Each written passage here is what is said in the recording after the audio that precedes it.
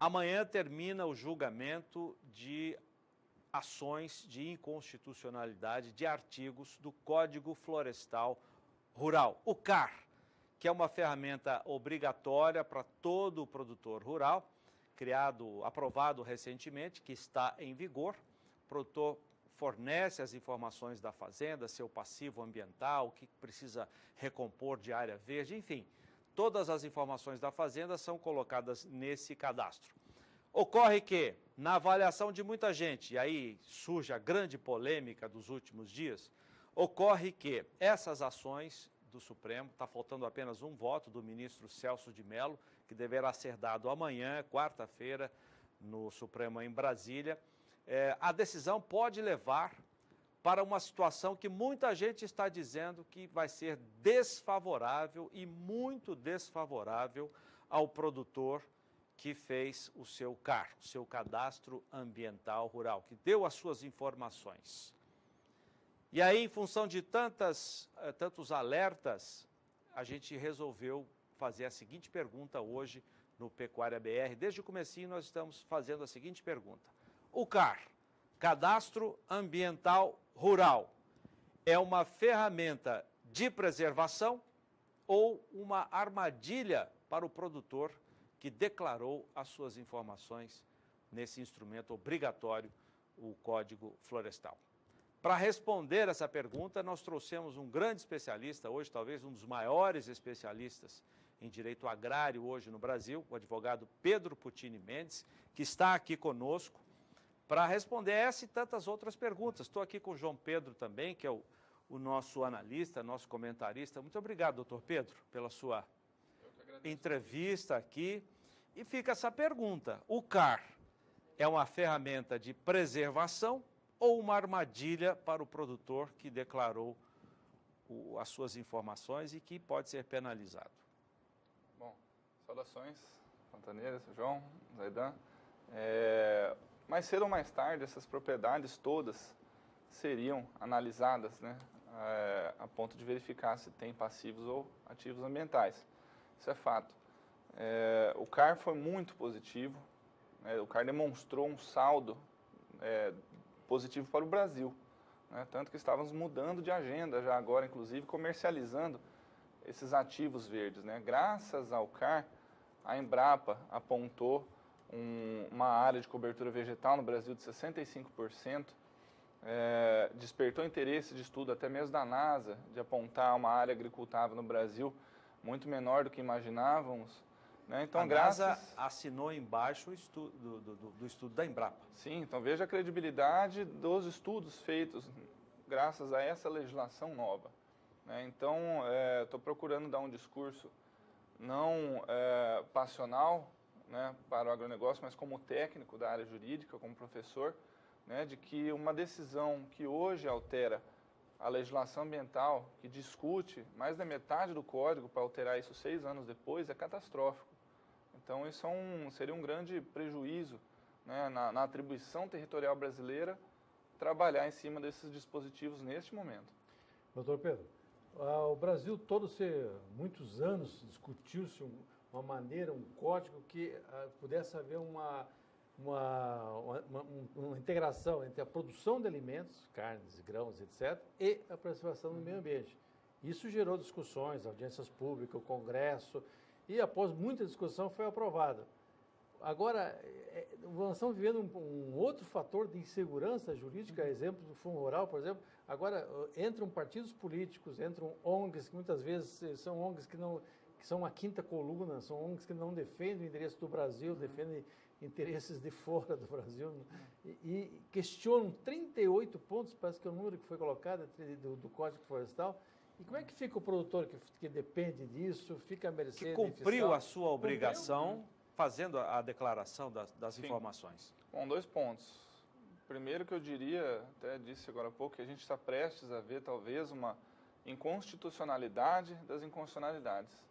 Porque estão se discutindo inconstitucionalidades de forma que a nossa Constituição reza que os poderes constituintes são independentes e harmônicos entre si. Independentes, o Legislativo fez sua parte, tratou de embasar, discutir um Código Florestal que hoje está vigente, né? E o judiciário, por sua vez, também independente, está exercendo a sua função, mas em nada estão sendo harmônicos, né? Vamos se fosse conciliados esses interesses pelo bem do país. O CAR. O alerta é porque a gente não faça talvez o mesmo equívoco que foi cometido com o Fundo Rural, de dar interpretações que o produtor possa ficar meio confuso agora. O CAR é para ser cumprido? Sim, o CAR tem que ser cumprido até dia 31 de maio, porque senão há uma série de consequências. Esse acórdão vai produzir efeitos na vida do produtor agora? Não vai produzir efeitos, porque o último voto é amanhã. Isso não significa que amanhã essa decisão já passa a valer, né, independente do resultado, se sim ou se não. Essa decisão precisa ser publicada em Diário Oficial da União, né? Com essa publicação... Caberá recurso? Caberá recurso. Lembrando que o Acórdão do Fundo Rural demorou quantos meses para ser publicado, né? Desse recurso, precisa publicar novamente uma decisão, que no caso do Fundo Rural ainda não foram analisados os embargos de declaração, exatamente o mesmo recurso que cabe nesse caso do Código. Então, para que o produtor não se atrapalhe neste momento, né, a gente tem visto alguns áudios e mensagens circulando em WhatsApp, faça a inscrição no Cadastro Ambiental Rural conforme a legislação vigente, porque até que esse acórdão produza efeitos na vida do produtor vai demorar um pouco ainda. Doutor Pedro, por que muita gente está dizendo que se houver uma decisão amanhã, está faltando um voto do ministro Celso de Mello, for desfavorável para o produtor, né, considerando alguns artigos inconstitucionais, vai prejudicar muitos e milhares de produtores, talvez milhões, principalmente os pequenos produtores? Por que isso pode acontecer? Bom, porque contamos, né, com todo respeito às decisões da imparcialidade do Supremo, contamos com o bom senso do ministro Celso de Mello, com a mobilização do produtor, porque dependendo da decisão, os artigos mais importantes, eu diria, não que os outros sejam menos importantes do que esses que estão empatados, mas os mais importantes estão empatados em 5-5. Eu vou pedir para o Maurício, para a nossa equipe, colocar o depoimento da presidente da Frente Parlamentar Agropecuária, a deputada federal Tereza Cristina, que é do DEM de Mato Grosso do Sul. Nós temos outros 2 depoimentos e a gente vai tocando aqui com o doutor Pedro Putini Mendes. Mas antes, a presidente da Frente Parlamentar. A Frente Parlamentar da Agropecuária, a FPA, acompanha com muita preocupação o julgamento das 5 ações sobre constitucionalidade do Código Florestal, em discussão no Supremo Tribunal Federal durante a semana passada e com a decisão final na próxima quarta-feira. Chama atenção essencialmente para a ADC 42 e para os parágrafos 4 e 5º do artigo 59, que fala sobre anistia. Passados 5 anos do início da vigência do Código Florestal, estamos prestes a ouvir do governo: muito obrigado pela sua declaração de culpa e pelas informações apresentadas, mas o benefício que nós te prometemos, por meio da lei federal, não será mais concedido, mesmo você tendo cumprido todas as obrigações que nós impusemos. Será que isso é justo? Será que isso não vai gerar uma tremenda incerteza, uma tremenda insegurança no campo? Deputada Tereza Cristina, presidente da Frente Parlamentar, eu transfiro essa pergunta dela para o senhor e mantenho a nossa. Certo. É uma ferramenta de preservação ou uma armadilha para o produtor? Sim, vamos colocar alguns pontos que podem causar impacto amanhã, né? O verdadeiro apocalipse ambiental. Está 4-4, é isso? 5. 5-5, está faltando o voto de Minerva. Exatamente. Em que dispositivos, por exemplo? O artigo 59, né, ele permite aqueles que tiveram multas e passivos ambientais até a data de, vamos falar do marco temporal do Código Florestal, que é 22 de julho de 2008, que suspenda essas multas para fazer recuperação. Esse artigo pode cair, a depender do entendimento. O artigo 60, né, que os termos de compromisso também suspendem a multa. Você está com o termo de compromisso, suspende, fica isento das responsabilidades. E um artigo que pode produzir um impacto muito grande para os pequenos produtores. Esse Código Florestal ele não é afeto só aos grandes produtores. Não, mais de 89% das propriedades rurais podem ser afetadas pela decisão do artigo 67. O artigo 67, o que ele quer dizer? propriedades rurais que têm percentual de reserva inferior, mas que atendiam legislação da época em que foi desmatado. Então, se esse artigo cai, é necessário refazer todo esse trabalho, né? Isso pode penalizar, o produtor vai ter que brotar reserva, né? Que ele não desmatou. Que ele não desmatou, e quem dera ainda se não cair as cotas de reserva ambiental. Então, veja o tamanho da catástrofe que pode vir de um voto. Eu vou chamar... Você quer falar? Não, só rapidinho. Esse marco temporal, que é 22 de julho de 2008, na época havia uma lei que estaria para entrar em vigor, que iria comprometer seriamente a questão dos produtores rurais. Isso aí, o presidente, no caso, na época, o Lula, fez um decreto e a partir daí, então, ficou como um marco. Ou seja, de 22 para trás, a situação que estava presente, porque a grande pergunta é os pequenos produtores. Você tem milhões de pequenos produtores. O cara tem café, tem uva no Rio Grande do Sul, tem isso, tem aquilo. E se o cara tiver que abrir mão, o cara tem 15, 20 hectares, tiver que abrir mão de 5, 10, ele se inviabiliza em termos de já não tem uma boa renda. Não, já tem pouca. E vai ficar pior. Leite em Minas Gerais, etc, etc. Então, o código previa que, para esse pessoal, eles ficariam a situação como estava. E daí para frente, sim, aí o código agiria em cima de qualquer mudança que houvesse. Está em jogo também isso, né? Uma das ações é essa, é a questão da constitucionalidade desse artigo, sim, que previa para o pequeno poder manter o seu negócio. Sim, principalmente 59, 60, 61 e 67. Eu colocaria 2 marcos temporais. Essa legislação que o senhor falou, de fato, é o decreto 6514 de 2008. Então, essa data da data de corte do código, o marco temporal, coincide com esse decreto, que é o famoso decreto das multas ambientais. Então, ele veio a pacificar essa situação. Nada mais justo, já que a política agrícola do Brasil foi modificada, né? Se a gente pensar que antes de 89, aquele código de 65 não abrigava o cerrado, porque era a política agrícola da época, para abrir o cerrado para produzir. O Polo Centro, havia um programa específico para isso, né? Sim, o cerrado era nem dado nem herdado, né? E abriram tanto que foi necessária a proteção da lei. Então, essas situações, esses marcos temporais servem para isso. Serve para consolidar a situação daquele produtor que naquela época atendia uma política de desenvolvimento do país. Né? Na Amazônia era 50% e hoje é 80%. Então, exatamente. Isso aí que a legislação, o marco temporal é para isso. Como é difícil você fazer um planejamento se há possibilidade de mudanças, né, com frequência. No Brasil é difícil prever o futuro e agora também é difícil prever o passado. Bom, vamos chamar o depoimento do governador de Mato Grosso do Sul. Hoje pela manhã teve um evento na FamaSul, que é a Federação de Agricultura do Estado, evento da Embrapa Gado de Corte e da própria FamaSul. O governador esteve lá e falou sobre esse assunto. Vamos conferir. Governador, as decisões recentes do STF colocam em risco a atividade do produtor que fez o CAR, principalmente os pequenos. Qual a sua decisão sobre sua opinião sobre essas decisões, né? O senhor sabe que amanhã o Celso de Mello vai votar aí essa questão. Qual que é a opinião do senhor? Eu acho que o Supremo está pondo em discussão algo extremamente preocupante ao campo brasileiro e principalmente ao pequeno produtor. Decisões judiciais a gente acata e cumpre.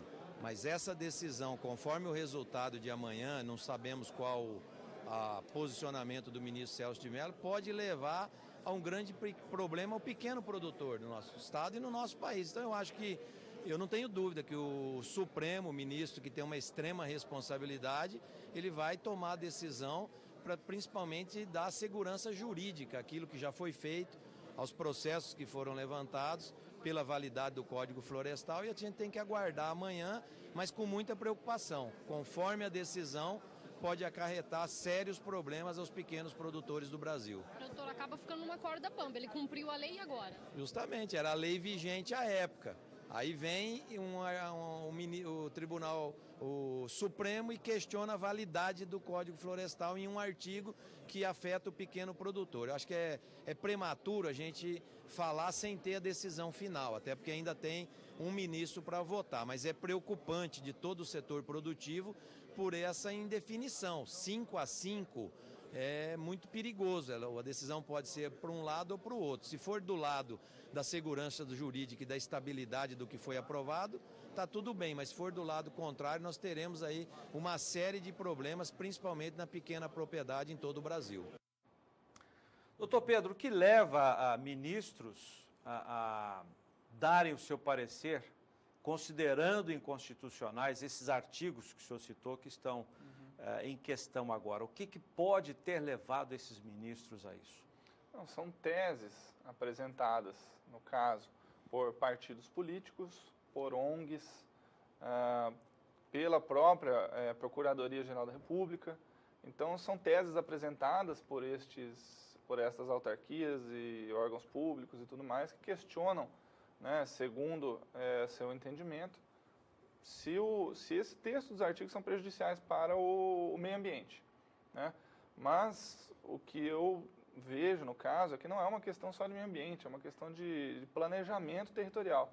Como que você vai planejar a atribuição territorial do país como política pública em meio a um quadro de tamanha estabilidade? Você coloca as coisas nos seus devidos lugares, né, e de repente você troca tudo. A gente está falando de um mapa do país, né?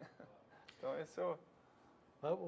Vou supor que amanhã o senhor Semelo vote com os pleitos das ONGs, etc. Cria um tumulto na sociedade brasileira porque o produtor vai ficar sujeito à ação de fiscais, de promotores, etc, etc. Qual seria o caminho? Uma emenda constitucional que fizesse um novo código, alguma coisa desse tipo, para tentar regulamentar o processo? Ou a gente ficaria nessa incerteza como nós estamos vivendo hoje com o Fundo Rural?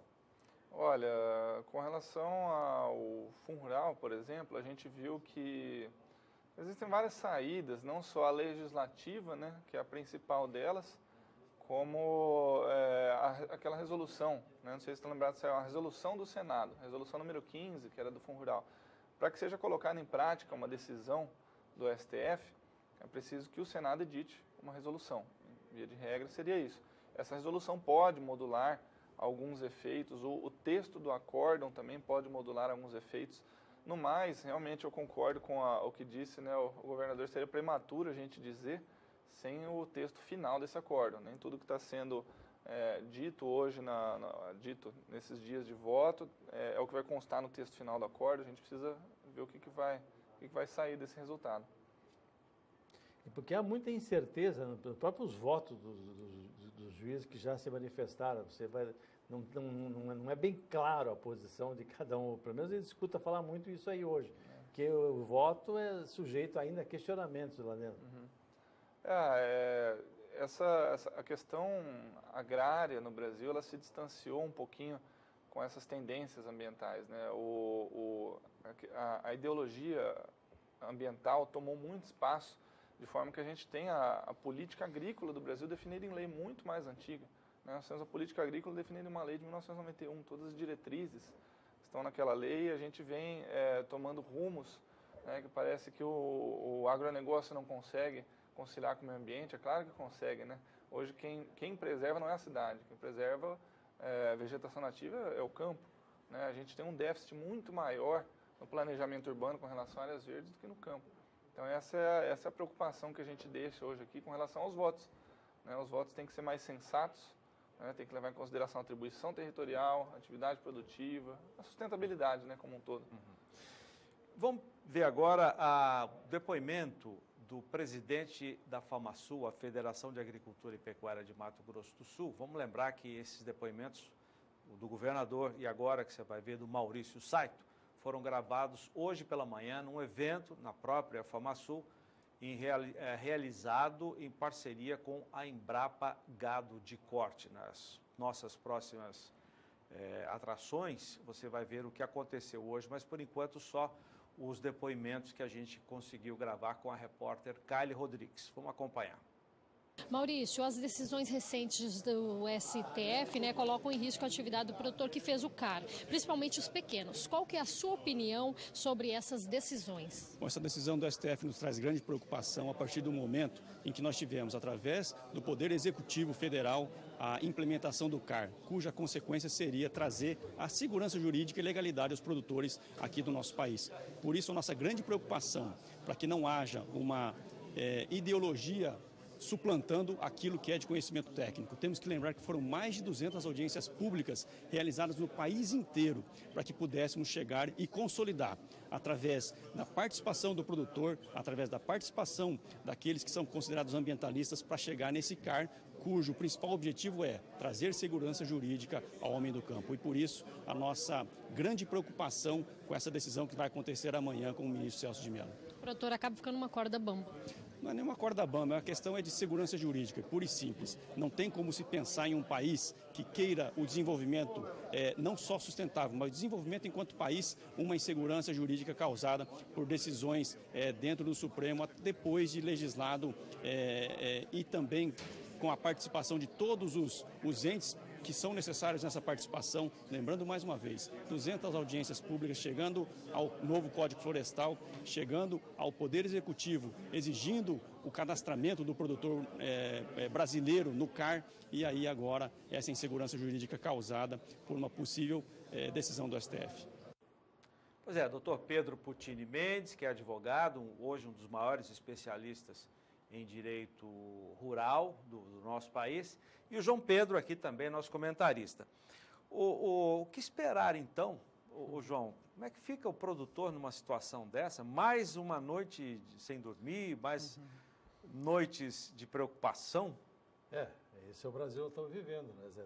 A gente vive cada dia com bastantes emoções. No ano passado foram emoções em outros campos, agora no campo jurídico. O Fundo Rural, ano passado também aconteceu o Fundo Rural, esse ano agora o CAR. E outra coisa, esse ano é um ano eleitoral, lá, você tem mais esse agravante, isso vai virar vai ser um assunto de palanque, vai ser discutido muito em cima de palanque.